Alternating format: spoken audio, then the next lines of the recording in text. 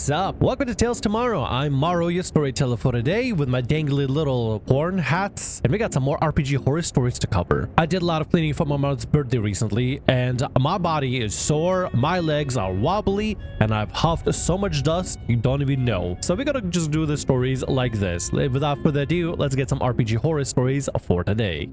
New DM pulls plug on Twitch livestream as players go full evil. So this happened a few years ago now, and at the time I was absolutely devastated when it happened and horrified by players' actions. Now they look back on it and laugh, but also take a valuable lesson away from it. Yes, I'm dyslexic, sorry for any spelling or grammar mistakes. There'll be a TLDR at the end.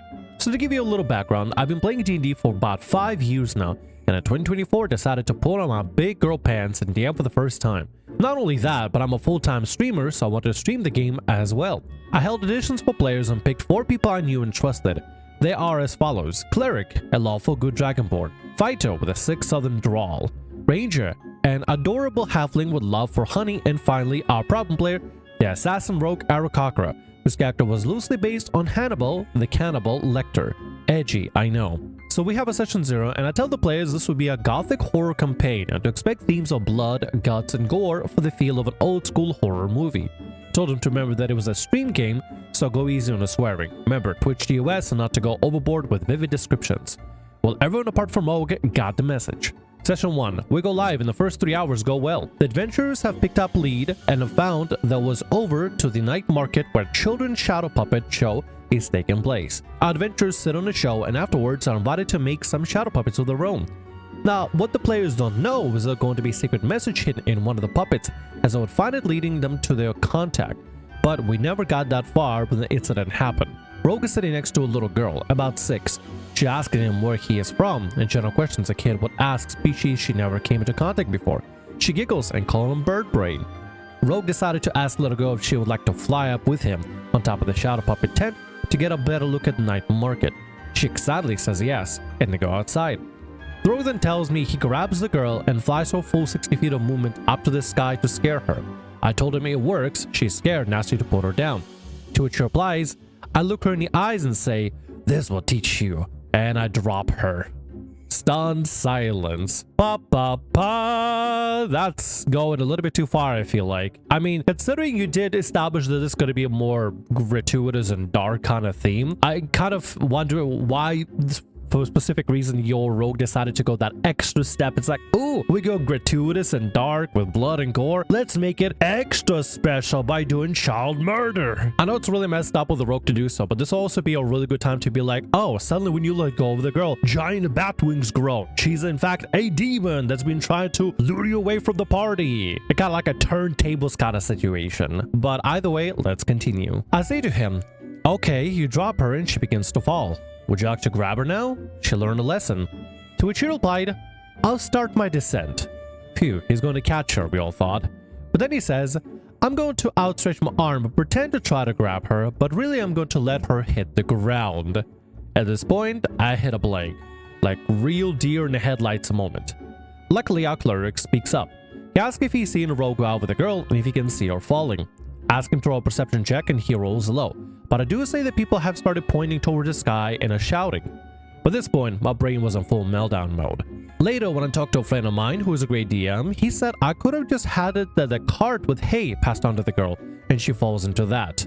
But no, my stupid brain went, well, I guess she hits the ground then. Good advice from your DM friend, by the way. That's actually a perfect way to thwart these kind of awkward situations to keep things going. I understand you're under a lot of pressure when you're streaming and streaming the sessions alone. I can imagine that itself could be extremely stressful by itself. But that's some really good thinking and definitely a great lesson to take from your friend and be able to hopefully adjust it and adapt it onto later on in the future in case you have to deal with a dickhead like this guy here or ever. In fact, this is a good lesson for all of us to learn that this is actually a smooth way to keep things going. It's like, you do this horrible thing, but convenience and MacGuffin helped to save this innocent person who wasn't supposed to get hurt at all in the first place and let murder hobo just be a murder hobo. This is some excellent grade A advice on how to deal with idiots, especially when you want to deal with them tactfully. The Rogue looked happy. The rest of the party went silent.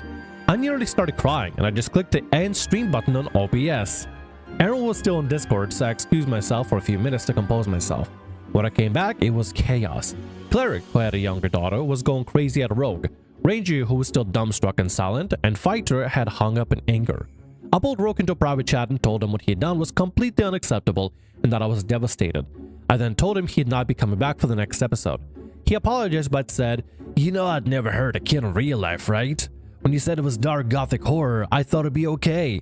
My IRO group does that kind of stuff all the time." Regardless of what your IRO group does, you are joining your friend in order to have well, to be honest, a performance. This is a streamed game that's supposed to be more of a performance. I understand that people don't have to necessarily like turn it to a proper show and performance. The OP specifically told you, Rogue, this is a streamed game and there's TwitchOS to follow. So they want to make sure it's TwitchOS friendly. I don't think killing a kid is exactly going to be TwitchOS friendly or anybody's going to really enjoy having that specific thing. The fact that you and your game, whatever you guys do at your table is exclusive to you guys. Nobody else does it. Imagine, if you will, somebody runs some sort of a sexy horny game, right? And they are used to running into situations where a lot of sex and horny things happen. And they suddenly take their private sexy horny game into other games and say, "Oh, I'm sorry, oopsie poopsie. If everybody at my table does that." Well, yeah, because you're running a specific type of game, clearly, which this game is not, you idiot. Time and place for everything, but knowing that different games are going to have different expectation situations, you probably shouldn't use what your one game does for every single game, because every game is going to be different. On one hand, I guess maybe OP should have clarified that, hey, please no child killing in my game, please. But also on the other hand, you shouldn't apply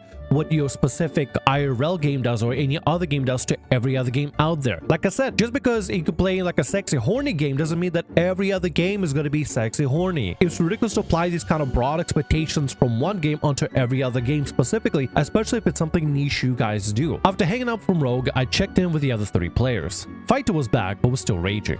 We all agreed to delete the VOD because it might have broke TOS and never talk about Rogue again. Happy end though. Since then, I'm playing and streamed 2 more campaigns with the same players, and we have all become super close, and I'm eternally grateful to them for sticking with me. I've not heard a scene from Rogue. Oh, I forgot to mention of this character sheet. I said he was a chaotic neutral. Dude, I swear, every single time somebody puts down that they're chaotic neutral, they think it's just an excuse for them to be able to do whatever the hell they want. Oops, I murdered a kid. Oops, I betrayed the party. Oops, I destroyed the world. Silly me, but it's okay because I'm chaotic and neutral, guys. I'm ambiguous and allowed to do whatever I want. Chaotic neutral is not a pass to do whatever the hell you want. I feel like this is a situation where the rogue just simply could not read the room, or just thought, hey, I am gonna be able to just do whatever I want, and then as soon as they did it, they used the excuse of my IRL group does it, so it's okay, when it's not okay. Clearly, Rogue did not read the room. They didn't understand the specific expectations when it has to be a streamed game. Probably their IRL game is not streamed in front of people, so therefore they can do whatever they want. But if it's going to be a streamed game that's on a public platform that has specific rules and TOS that need to be followed in order to make sure that it's all kosher, you probably should adhere to that. And if your friend is the one streaming it, the least you can do is not be a dickhead and just follow the simple rules. Especially the worst part about it is that, let's say for example you're doing this for a living and somebody's going out of the way to try to basically screw you over in this specific situation. They're completely ignoring the fact that, hey, this is a way that you're making money, so therefore they probably shouldn't be a dick about it. And especially if you're doing this for a living, like why would the guy do so? It's literally like trying to find a way to screw you over specifically because, like, hey, yeah, they're doing it for a living, let's get them in trouble by putting in some sort of fictional child murder. I mean, on one hand it is fictional child murder, so it's not real, but on the other hand, TwitchOS has been very wishy-washy. Depends on who you are. If you're like me and have a VTuber avatar, you're more likely to get under a massive amount of scrutiny than if you were anybody else. And it's very wishy-washy with TwitchOS. So honestly, it really is crappy of Rogue to do what they did. I'm glad you and the rest of the group decided to stick together and still continue having fun together, but this is an important lesson that if you are going to be streaming your games, make sure you find people that are going to be good for streaming environments and make sure to clear with them various different do's and don'ts for the stream itself. A specific words that I censor myself from using on YouTube specifically that I simply cannot use anywhere else because I know that how YouTube can be extremely stringent about this kind of stuff. If you live in a more relaxed world, that'd be fine and hunky-dory, it'd be whatever, but unfortunately we don't. Adhering to a public platform specific regulations or rules and stuff is one thing, but somebody trying to actively screw you over while you're streaming on a public platform like Twitch or something or YouTube or whatever is not okay, in my opinion. Not okay in the slightest. Let's get on to the next story for today. My DM is in love with a player and it's ruining our game. I've been playing in the Deadlands and Weird West Savage Worlds game for a few months now, and had my character killed off in a way that seems strange to me. I wonder if you all would agree. I brought this up with some friends outside the game, and they all tell me that I should just leave the campaign.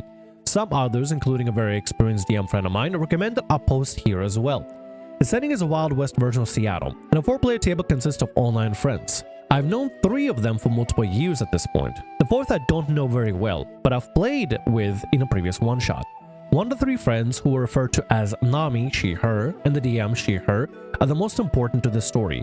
The party consisted of a shotgun-wielding nun, a standard gun-wielding cowboy, my character, who is a beguiling serial killer on a redemption arc, and Nami's character, who is a Danny DeVito as clown, he, him. In Deadlands, there is an edge called Veteran of the Wild West, which gives you 5 extra advancement levels for taking a major random disadvantage at character creation. This edge is usually considered bait for players because the disadvantage outweighs the pros. The book states that the DM should use these disadvantages to make the character's life hell. However, Nami took this edge and seems to have no obvious downsides to anyone at the table. We were ensured there was a big disadvantage coming in the future, but from what stood, the clown is our heaviest hitter. As well as the extra advancement, Nami was given 2 seemingly unkillable NPC goons that she was in some amount of control of. On top of this, she made a couple of mistakes at character creation that caused the clown to be several levels above the rest of the party instead of just the 5. The DM decided to forego leveling him up for a while instead of having her fix some mistakes. We weren't made aware of this until it came to us to level up, which at that point I was surprised, but didn't want to stir the pot. I assumed it would fix itself eventually. So to understand, we have a character that has an edge, I'm assuming like a debuff or some kind, that's going to create a huge disadvantage later on for a trade of a couple of levels ahead of time. But because of DM's mistake and because of the player kind of not seeing it, but both kind of, I guess, in fault, in trouble for this, they sort of over-leveled Nami's character way beyond the 5 levels allowed, but choosing to go with, oh, it's fine, we'll just make it so that Nami can't level for a bit so everybody else can catch up. What's the worst that could happen, right? I feel like this is the kind of moment where things go bad immediately. Leading up to the most recent issue, there was a couple of problems that cropped up. The first of these being the party was up against 4 thugs on the beach who appeared to be trafficking people. We're looking to figure out where the hostages were so that we could rescue them. So I decided to make an attempt to capture one of the thugs for questioning. In order to do this, I needed to roll a specific amount of the dice. I had a few bennies advantages that I was willing to spend on rerolls because I thought it'd be cool to use my whip to instantly tie up the thug. After going through all 5 of my bennies, one of the other players who was invested in this happening gave me one of his, which resulted in me succeeding. Nami, who didn't seem to notice what had happened, decided for her turn to have the clown, seeing only 2 thugs left, kill the one that was tied up and take the one begging for his life as a prisoner. I was pretty upset about this outcome considering I wasted more resources and the resource of another player on an action that was immediately thrown out the window by the clown.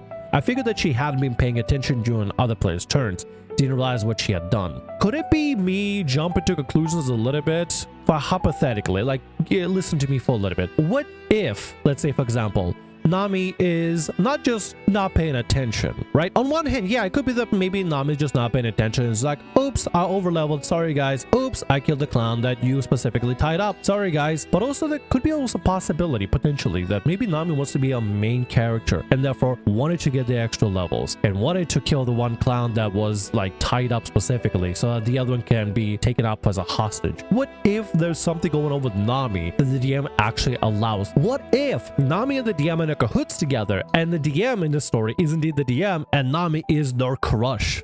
Like maybe I'm just jumping to conclusion and just overthinking it, but like I'm starting to connect the dots as loose as they are. One of the sessions following the event marked the beginning of an uncomfortable occurrence that continued to many of the sessions after. Before sessions, where we were conversing, DM, who doesn't own dog, this is important, began using a dog training clicker that she had brought to elicit a reaction from 2 of the players, Nami included. The reaction she was trying to elicit seemed to be part of a kink she and Nami shared. I had not consented to any of this, I was merely there to play the game. So obviously I was pretty uncomfortable with these reactions. However, I didn't say anything because I don't know how.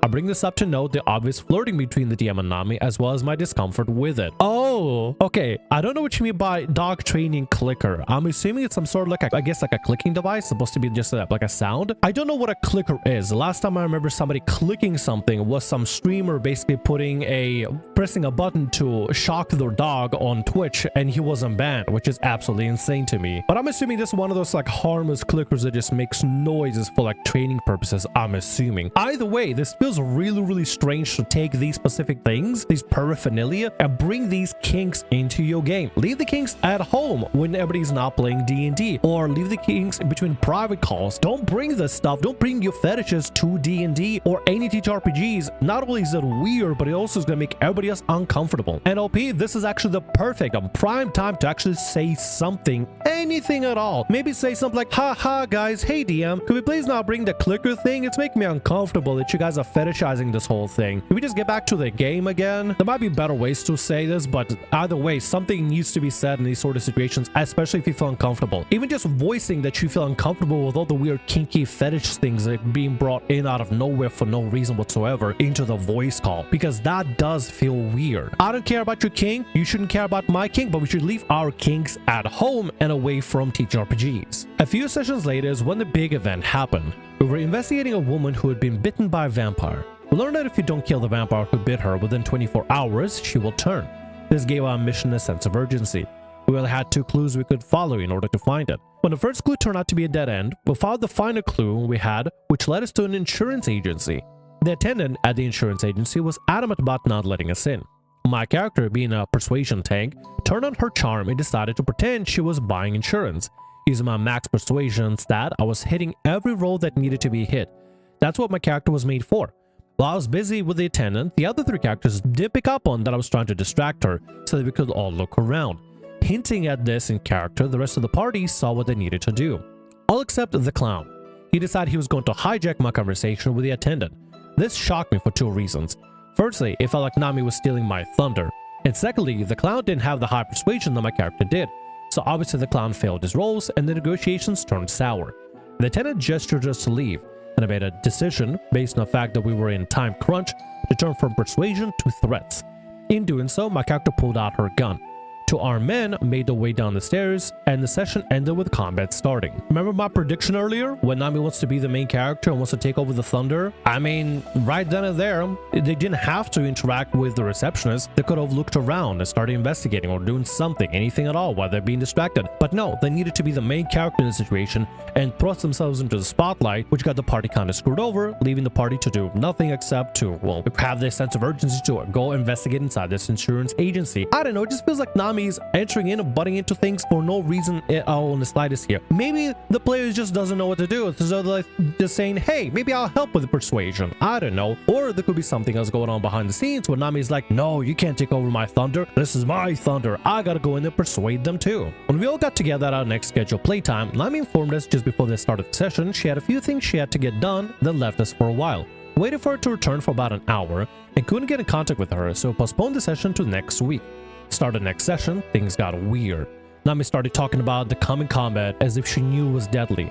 She said things like, what if you got us into OP, and we're so screwed, and we have to run. None of which made sense to me or the rest of the players because we outnumbered the enemies 6-3. They definitely seemed heavily armed. We were supposed to be heroes who should be able to handle a couple of goons. I feel like Nami might have talked to the DM and figured out through metagaming that the fight is probably going to be dangerous or deadly or something, which is weird. I'm assuming the DM is feeding Nami information about the campaign. Probably. On the first round of combat, when it comes to the clown's turn, Nami chooses to not engage with the enemies, even though the clown was our heavy hitter, but instead decides she is going to pull the clown and his goons out of combat. She also decided the clown is going to grab the nun as he runs out of the building. The nun's player, being on the same mind as the rest of us, doesn't see a reason to leave just yet and is forced to contest this action with a roll. The clown easily succeeds. This left my character and the cowboy on their own to fight 3 enemies. Bad odds, but doable. However, at the top of the turn order, the DM brings another enemy into the combat. A vampire walks down the stairs right up to my character and downs her in one shot. On the vampire's next turn, she walks up to the cowboy and one-shots him as well. Yep, Nami knew exactly what to do because they metagamed. They probably got the information fed from the DM. Why is DM feeding Nami this information? What is the point of doing so? Not only are you spoiling it for the one player, but you're also feeding one specific player that you have preferential treatment for specific special information. So obviously Nami knows what's going on, knows to get the hell out of Dodge, but nobody else knows what's going on, which in my opinion is extremely unfair. It's preferential treatment. I was very taken aback. This is a long-running character who had played in 2 previous games, and to see her gone all of a sudden shocked me to say the least. But what really didn't sit right with me in all of this was that it seemed like Nami had prior knowledge of what was coming to the rest of the players weren't privy to. I previously talked to one of the other players who had brought up the obvious favoritism the DM seemed to have for her without me saying it first. The final event left a bad taste in my mouth on top of the other events I've detailed, but I'm not sure if I'm crazy in feeling the way I do about all of this. I've been invited to make a new character and have done so, but reflecting on this, I don't know if I should continue. So while this post may be entertaining to read, I would also like some advice on how I should move forward with not only the game, but Nami and the DM as well. I would honestly talk to the other players, everybody but Nami, the other players that aren't getting special preferential treatment, and see what they think about this whole situation with Nami and the DM. If y'all can agree that it's a problem, you should probably have the entire group together, including the DM, or just have the three of y'all talk to the DM specifically and figure out what is going on and why DM is prioritizing Nami over everybody. You can have a fair DM that is in a relationship and playing with somebody that they're in a relationship with, while also being fair to everybody equally at the table. It kind of makes sense now why Nami was over leveled and DM didn't want to fix it. They were like, oh, it's okay, we'll just have everybody catch up later on, just to make Nami feel special. Or if Nami decides to do something that screws over OP's whole turn with using a whip to try to capture a guy, spending all the dice, the special dice for the extra advantage and everything, they went through, spent so much resource to get something cool done, and then DM just allowed Nami to just do whatever they want because Nami is special, most important character ever, bestest ever. She's the Mary Sue and Gary Stew of all this for no reason in the slightest. Now obviously Nami is not admitted to being a main character, but from what we're seeing here, Nami is indeed being a main character here specifically. Either it's because it's influenced by the DM trying to push him to be the main character, or Nami's secretly a main character, just doesn't want to admit that because maybe they have like a main character complex or something, and they want DM to basically fluff him up a bit, you know, like confidence wise, and give him a little bit of that special treatment. Either way, this preferential treatment is not okay. I would recommend talking to the DM about this, figure out why this is going on, and if this can stop so that the game can be equal for everybody. And if it's not going to stop with the DM decides to turn this into some sort of a problem with everybody, then just leave. No game is better than bad game. And right now you have one player getting special extra preferential treatment from the DM, turning to basically a main character, while the rest of y'all have to just do nothing, just basically play regularly. Fair is fair. Either all of you are main characters or nobody's a main character. Simple as that. That's how it always should be. And with that, that's gonna be all our stories for today. I want to thank you very much for watching, and thanks so much for being here. If you like what I do, consider subscribing to the channel and leaving a like. Also, if the RPG Horror Stories ever goes down, or if you want to submit your own personalized horror story, email is down in the description below. I'll see you again in more Tales tomorrow. Bye-bye.